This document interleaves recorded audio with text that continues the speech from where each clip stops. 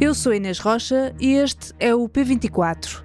Como é que Portugal pode ajudar a Ucrânia?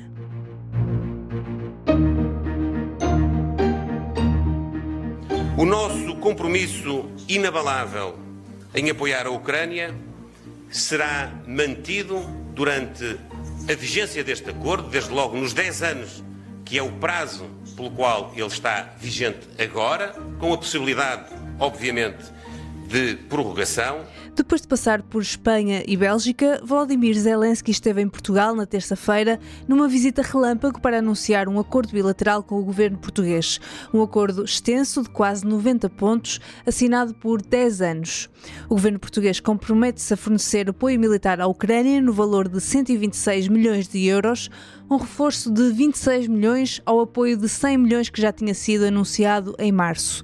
O valor fica aquém dos 1.000 milhões em armamento prometidos por Espanha, dos 7.000 milhões de Berlim ou dos 30 F-16 oferecidos pela Bélgica. Portugal oferece ajuda à medida das suas capacidades e concretamente promete assegurar uma capacidade holística de F-16 através de treino, manutenção e doação de equipamento. Mas o acordo não se esgota em matéria de defesa. Portugal promete também assistência humanitária, financeira e política a Kiev. Garante que irá apoiar a adesão do país à União Europeia e à NATO e também que irá tentar responsabilizar judicialmente a Federação Russa pelos danos infligidos durante a guerra. Também esta terça-feira, Marcelo Rebelo de Sousa anunciou que irá estar presente na Cimeira pela Paz que decorre na Suíça nos dias 15 e 16 de junho. Uma cimeira que está longe de ter a adesão esperada pelo presidente ucraniano. Mas qual é a importância deste apoio diplomático manifestado pelo Estado português e em que é que Portugal pode contribuir para o esforço de guerra ucraniano? Neste P24 ouvimos Nuno Severiano Teixeira, professor catedrático, antigo ministro da Administração Interna e da Defesa e diretor do Instituto Português de Relações Internacionais, além de colunista do Público. Bem-vindos ao P24. Hoje é dia 29 de maio de 2024. Professor Nuno Severiano Teixeira, bem-vindo ao P24. Luís Montenegro anunciou um acordo bilateral de longo prazo com a Ucrânia que se traduz num apoio militar no valor de 126 milhões de euros, mas também com ajudas noutras frentes, ajuda também diplomática e humanitária. Como é que Portugal pode ajudar a Ucrânia? Como é que se poderá concretizar este apoio? Bem, Portugal pode ajudar a Ucrânia nesses diferentes planos, no plano político, no plano diplomático, e no plano militar, incluindo o plano humanitário. E pode fazê-lo em duas dimensões diferentes. Uma que é multilateral, uma vez que Portugal é membro da NATO e da União Europeia, duas organizações às quais a Ucrânia pretende vir a aderir, e portanto não é indiferente se Portugal é membro ou não, portanto está numa posição para poder influenciar dentro dessas organizações e também de um ponto de vista bilateral, que eu penso que é o que está em causa agora, particularmente neste acordo, um acordo entre os dois países, e entre Portugal e a Ucrânia há uma série de identidades, vamos dizer assim, de princípios e valores. A Ucrânia é hoje o país que está, através da guerra, a defender os princípios e os valores que são os seus, mas também os que são da Europa e do Ocidente, incluindo Portugal, portanto, nesse sentido, há essa identidade. E depois, digamos, há um conjunto de relações que são importantes, relações bilaterais, que são importantes, a começar pela presença da comunidade ucraniana em Portugal, que é bastante significativa. Enfim, desde a independência da Ucrânia, que houve um fluxo importante, enfim, à roda dos anos 2000 e pouco, de ucranianos que constituem hoje, creio eu, se não estou enganado, uma das maiores, se não a segunda maior comunidade de estrangeiros em Portugal e, portanto, desse ponto de vista também no plano bilateral. Agora, o apoio que Portugal pode dar à Ucrânia tem que ser relativizado no contexto, digamos, no contexto europeu e no contexto internacional. Porquê? Portugal não é uma grande potência, não é sequer uma média potência, e, portanto, aquele que é o auxílio, a ajuda que Portugal pode prestar tem que ser relativizada e tem que ser, enfim, vista nesse contexto. No plano militar, eu acho que há, digamos, uma ajuda que já é significativa. É preciso lembrar que, no contexto daquela iniciativa anterior com a República Checa, Portugal já contribuiu na ordem dos 100 milhões, e agora, digamos, é anunciada mais uma ajuda no valor de 126 milhões. Isto para aquilo que a Ucrânia necessita é uma gota d'água, mas é aquilo que, dentro das capacidades que o país tem, sobretudo no setor da defesa, porque é isso que está em causa. Enfim, o orçamento de defesa português não é um orçamento como deveria ser, não atinge os tais 2% que a NATO prescreve, e que eu tenho insistentemente chamado a atenção para isso, mas é, portanto, aquilo que é possível. Tanto quanto eu percebi, o Primeiro-Ministro não discriminou, provavelmente por questões de segurança, quais são as áreas em particular, quais são os programas militares em particular que estão incluídos nesses 100 milhões.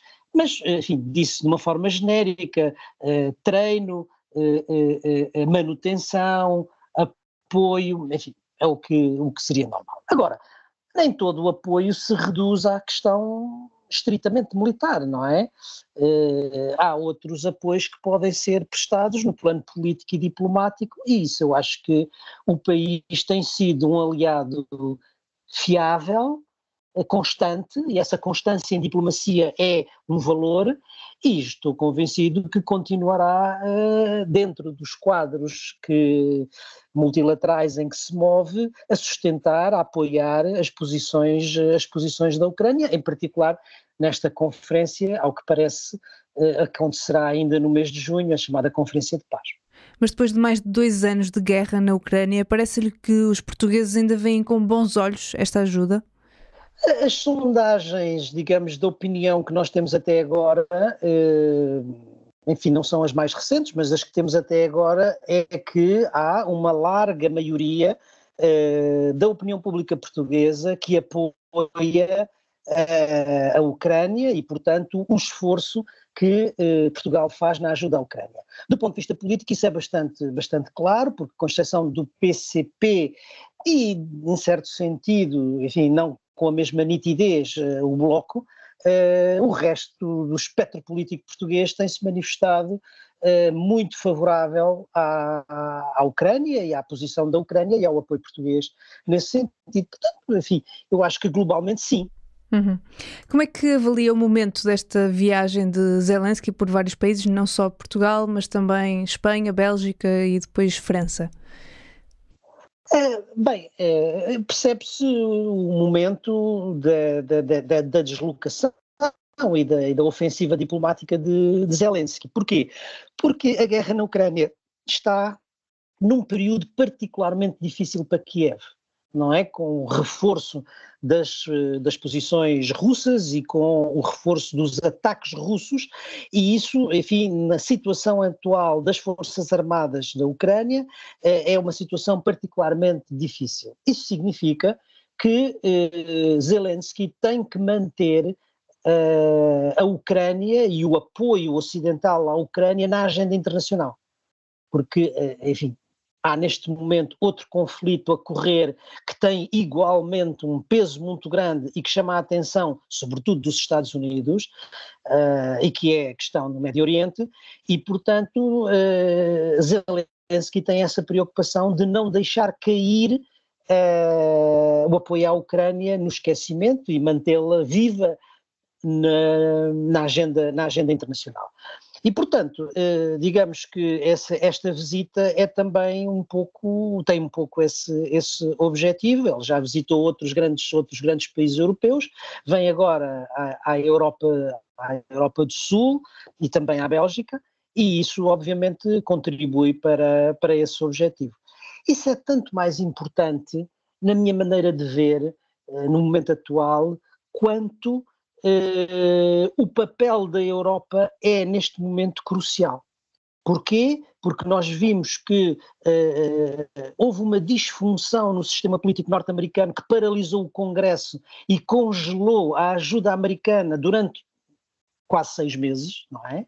E essa, digamos, a ajuda à Ucrânia foi feita, foi suportada, foi apoiada praticamente pela Europa.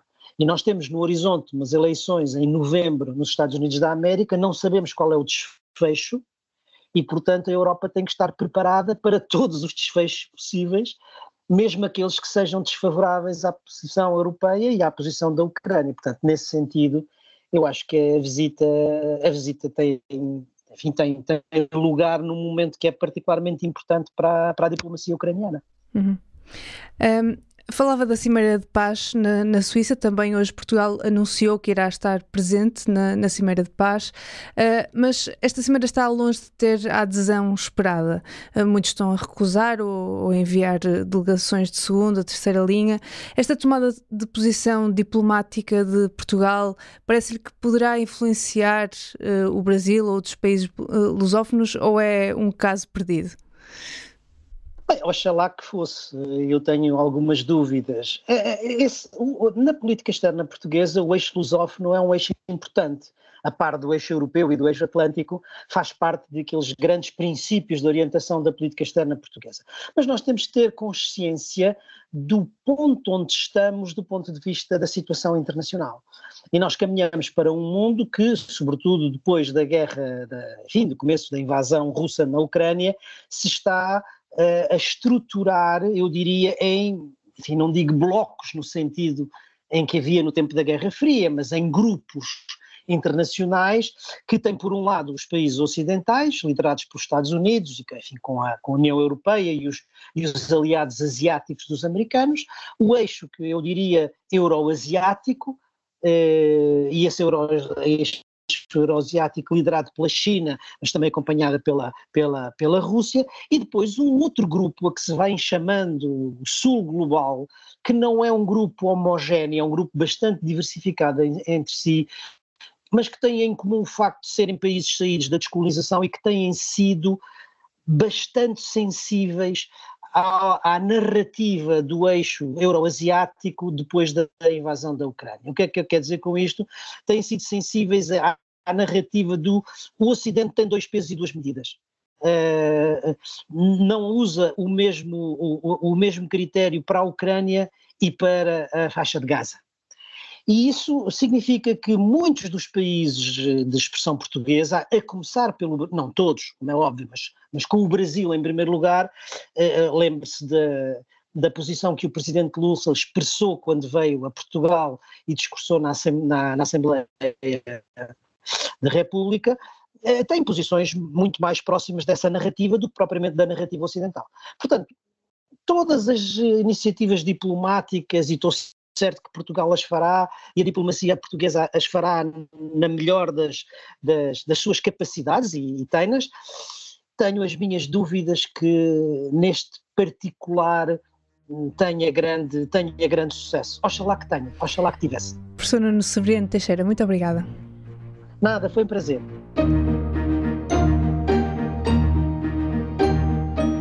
É exatamente sobre o apoio à Ucrânia uma das perguntas feitas pelo público a 5 cabeças de lista dos partidos ou coligações candidatos às eleições europeias.